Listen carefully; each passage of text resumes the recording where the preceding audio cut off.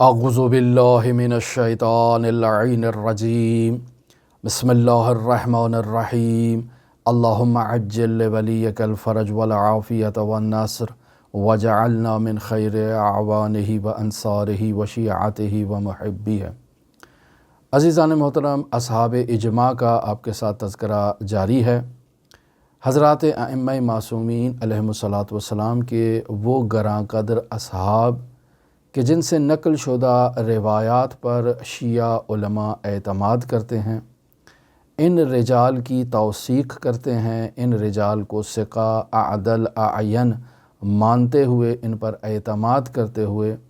ان کی جانب سے ائمہ معصومین علیہم الصلاۃ والسلام کی روایات پر اعتماد کرتے ہیں اور انہیں اہمیت دیتے ہیں۔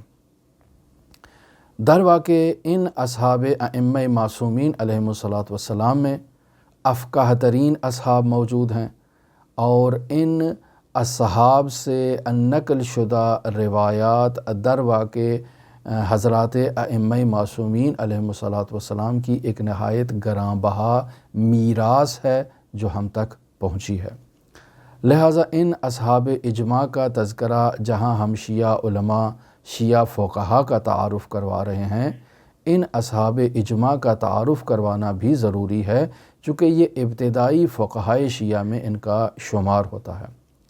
آج جس شخصیت کا تعارف آپ کی خدمت میں کروانا مقصود ہے، ان کا نام ہے عبداللہ بن مغیرہ بجلی کوفی۔ یہ شخصیت حضرت امام موسیٰ کاظم علیہ الصلاۃ والسلام اور حضرت امام علی ابن موسیٰ رضا علیہ آلاف و تحیت و ثنا کے صحابی ہیں۔ ان کا تعلق قبیلہ بجیلہ سے ہے عزیزان محترم، اور یہ قبیلہ کوفے میں آباد ہے اور حضرت امیر المؤمنین علی ابن ابی طالب علیہ آلاف و تحیت و ثنا کا وفادار قبیلہ ہے۔ لہٰذا اصحاب ائمہ معصومین میں کافی اصحاب اس قبیلے سے وابستہ ہیں یا اس قبیلے کے افراد ہیں، اور یہ قبیلہ اہل بیت علیہم الصلاۃ والسلام کے ساتھ دوستی، مودت اور محبت میں سرشناس قبیلہ جانا جاتا ہے۔ اگرچہ روایات کو اگر مشاہدہ کیا جائے تو عبداللہ بن مغیرہ کا جہاں کہیں بھی نام روایات کے سلسلہ اسناد میں آیا ہے تو ان کے نام کے ساتھ بجلی اور کوفی کا تذکرہ موجود نہیں ہے، لیکن یہ بجلی بھی ہیں اور کوفی بھی ہیں، یہ بات نوٹ ہونی چاہیے۔ پھر عزیزان محترم، شیعہ مستند ترین فقیہ، یہ ان کو ایک اعزاز حاصل ہے۔ ان کا نام عبداللہ ہے، والد کا نام مغیرہ ہے، ان کی جو کنیت ہے وہ ابو محمد ہے، رہائش ان کی کوفہ کے اندر ہے۔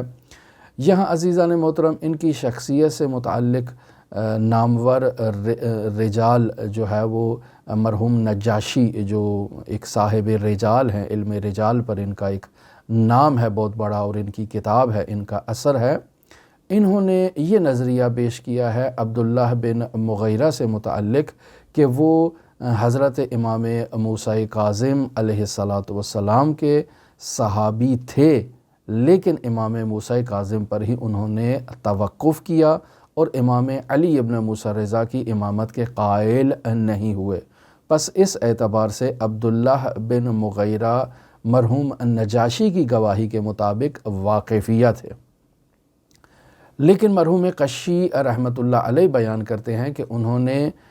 اپنے اس توقف پر توبہ کی، مستبصر ہوئے اور حضرت امام علی ابن موسیٰ رضا علیہ آلاف و تحیت و ثنا کی امامت کو تسلیم کیا، اور نہ صرف یہ کہ امامت کو تسلیم کیا بلکہ امام رضا علیہ الصلاۃ والسلام سے انہوں نے روایت بھی نقل کی ہے، اور شاید 16 روایات امام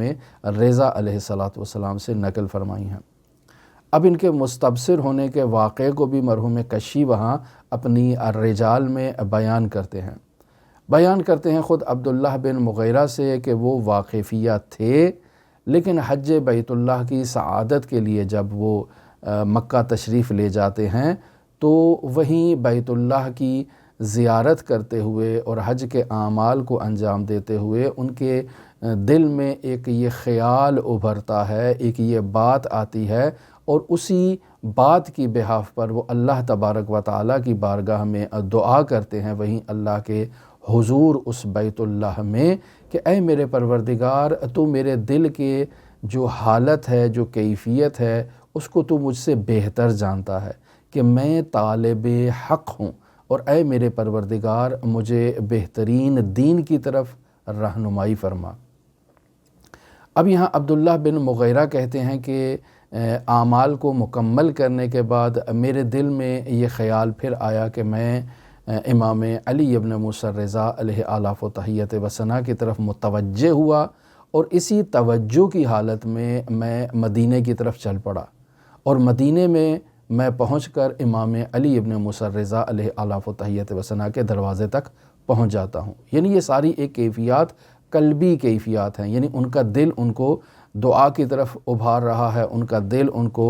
مدینہ لے کر جا رہا ہے، ان کا دل ان کو امام رضا علیہ السلام کے دروازے تک پہنچا دیتا ہے۔ دروازے پر دق الباب کرتے ہیں تو امام رضا علیہ السلام کا خادم دروازے پر تشریف لاتا ہے، تو یہ امام سے ملاقات کی خواہش کرتے ہیں خادم سے کہ اندر سے امام علی ابن موسیٰ الرضا کی آواز آتی ہے کہ اے عبداللہ بن مغیرہ اندر آ جاؤ۔ اب یہاں عزیزان محترم توجہ فرمائیں کہ امام دروازے پر تشریف نہیں لائے ہیں، دروازے پر امام کا خادم ہے، لیکن امام جو بیت الشرف کے اندر موجود ہیں اندر سے آواز لگاتے ہیں، اور انہیں معلوم ہے کہ دروازے پر کون شخص آیا ہے اور کس غرض سے آیا ہے، لہٰذا آواز دیتے ہیں کہ اے عبداللہ بن مغیرہ اندر آ جاؤ۔ تو یہ عبداللہ بن مغیرہ کے لیے خود ایک ورطۂ حیرت میں مبتلا ہونے والی ایک علامت تھی کہ جو امام کی علامات میں سے ہے کہ امام دیوار کے پیچھے، دروازے کے پیچھے موجود شخص کو بھی جانتا ہے۔ یہ دروازے، یہ دیواریں امام اور اس شخص کے درمیان حجاب کا کردار ادا نہیں کرتی ہیں۔ اس شخص کے وجود میں جو کیفیات گزر رہی ہیں امام اس سے بھی باخبر ہیں، اس سے بھی آگاہ ہیں، یہ بھی امام کے لیے رکاوٹ نہیں ہے، یہ بھی امام کی علامات میں سے ہے۔ لہٰذا عبداللہ بن مغیرہ کہتے ہیں کہ میں جیسے ہی اندر جاتا ہوں اور امام کے رخ انور کی طرف میری نگاہ پڑتی ہے تو امام فوراً مجھے مخاطب قرار دے کر کہتے ہیں کہ اے عبداللہ بن مغیرہ، اللہ نے تمہاری دعا کو قبول کر لیا ہے۔ اب یہ دوسری علامت کہ امام کو معلوم تھا کہ میں نے بیت اللہ کے پاس کیا دعا کی ہے، اور اس دعا کی طرف امام اشارہ کر رہے ہیں کہ تمہاری دعا قبول ہو گئی، اللہ نے تمہیں ہدایت دی اور تمہارے دل میں ڈالا میرے متعلق، اور تمہارے دل میں ڈالا کہ تم کوفہ مدینہ کی طرف سفر کرو، اور تمہارے دل میں ڈالا کہ تم میرے دروازے تک پہنچ جاؤ، اور اب تم میرے پاس کھڑے ہو۔ تو یہ امام سب باتوں کو جانتے تھے، تو امام نے اسی نقطے کی طرف اشارہ کیا کہ اے عبداللہ بن مغیرہ تمہاری دعا قبول ہو گئی۔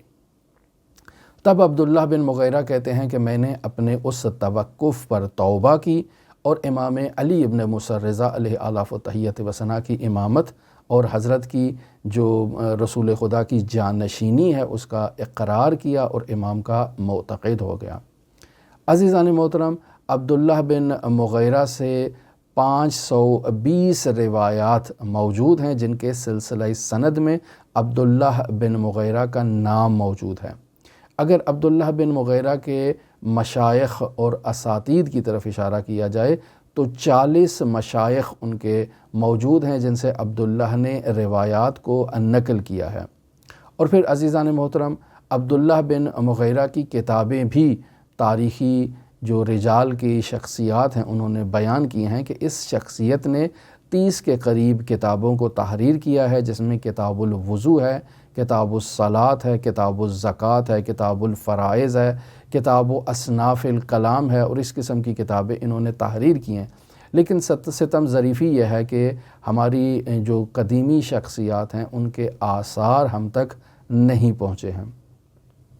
عبداللہ بن مغیرہ کی کتابیں اس قدر عزیزان محترم